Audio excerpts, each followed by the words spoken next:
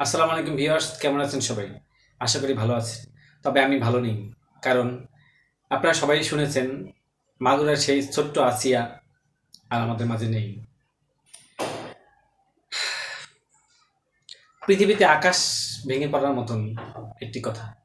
হায়নাদের অত্যাচারে জর্জরিত হয়ে, পাশবিক নির্যাতনে নির্যাতিত হয়ে আসিয়া চলে গিয়েছে আমাদের মাঝ থেকে। এক বুক কষ্ট নিয়ে এবং হাজারটি প্রশ্ন ছুড়ে দিয়ে। আমরা ধর্ষণ দেখে আসছি, প্রতিনিয়ত হচ্ছে। এই শাস্তি মৃত্যুদণ্ড, কিন্তু তারপরও এর শাস্তি হচ্ছে না। কারণ আমার জীবনে আমি এত বছর যতক্ষণ পর্যন্ত বুঝতে শিখেছি, আজ পর্যন্ত কোনো ধর্ষকের শাস্তি বাংলার জমিনে হয় নাই। যে কারণে ধর্ষককে সর্বোচ্চ শাস্তি দিয়েও ধর্ষণ থামানো যায় না। কারণ ধর্ষক মনে করে যে শাস্তি তো হবেই না, আইনের ফাঁকফোকর দিয়ে, ক্ষমতার বলে অথবা রাজনৈতিক কোনো প্রভাবশালীর ব্যক্তির বলে বেরিয়ে যাব, মামা খালুর বলে বেরিয়ে যাব আইনের ফাঁকফোকর দিয়ে। আর কত এইভাবে সেই মাগুরার আসিয়ার মতন আর কত শিশু, আর কত নারী, আর কত মা বোন, খালা, ছোট বোন, এরা দুনিয়া থেকে বিদায় নিলে আমাদের সেই আইনের ফাঁকফোকর বন্ধ হবে। আসিয়া চলে গিয়েছে, তাতে দেশের তেমন একটা ক্ষতি হবে না। কারণ কারণ এরকমের আসিয়া তো হাজারটা চলে যাচ্ছে, দেশের তেমন কোনো ক্ষতি হবে না, আর ক্ষতি হয়ও না।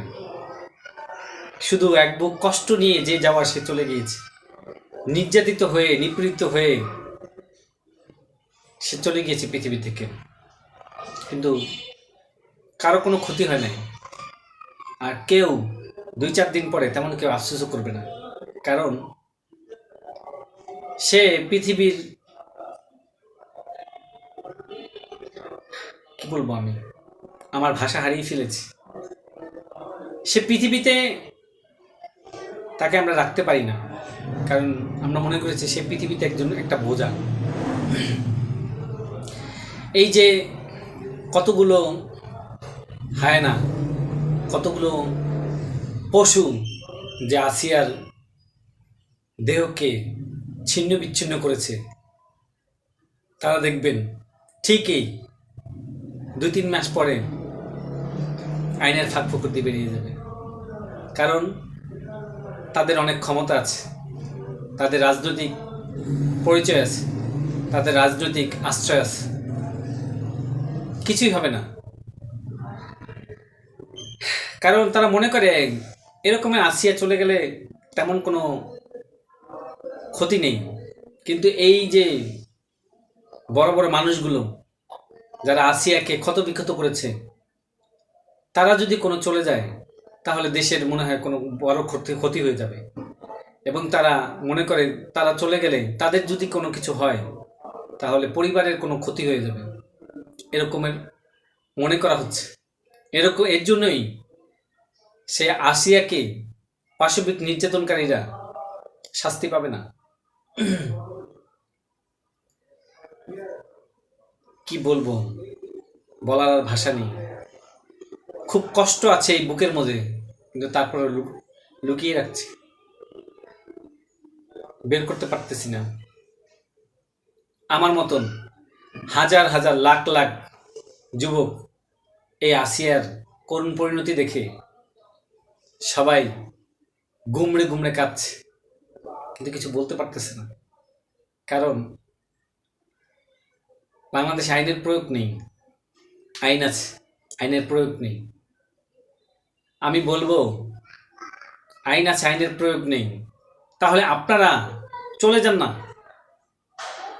আপনারা চলে যান, আইনের কোনো দরকারও নেই। আইনের যেহেতু প্রয়োগ নেই, যে যেমনি পারছে সে তেমনি করুক। আইনের যেহেতু প্রয়োগ করতে পারতেছেন না, তাহলে আইন দিয়ে কি করবেন? আইন দরকার নেই।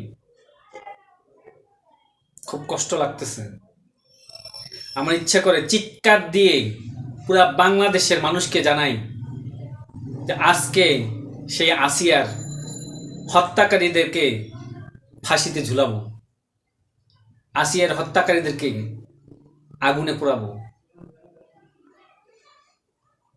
কিন্তু তারপরও পারতেছি না। এটা আমাদের ব্যর্থতা, এটা আমার ব্যর্থতা। এটা আমার না, শুধু আমার মতন হাজার হাজার লাখ লাখ যুবকের ব্যর্থতা।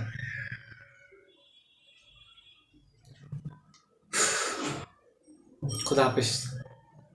আর বলার কিছু নেই,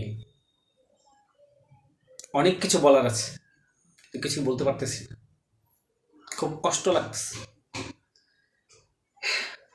আসল কথা কি জানেন, সবাই বলে আমি অমুক হলে তমুক করব, আমি আইনের কাছে গেলে এইটা করব সেটা করব। আসলে সবাই এক, সবাই এক।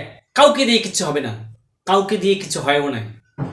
কারণ সবাই ক্ষমতার কাছে জিম্মি আছে, সবাই তার পদ ধরে রাখতে ব্যস্ত। আসিয়াকে নিয়ে কি ভাবার কারো কিছু নেই, আসিয়াকে নিয়ে ভাবার কারো সময় নেই। এরকম একটা কেন, হাজারটা আসিয়া চলে গেল, তাদের পদও পরিবর্তন হবে না, তাদের দলও পরিবর্তন হবে না। আর কিছুই বলার নেই।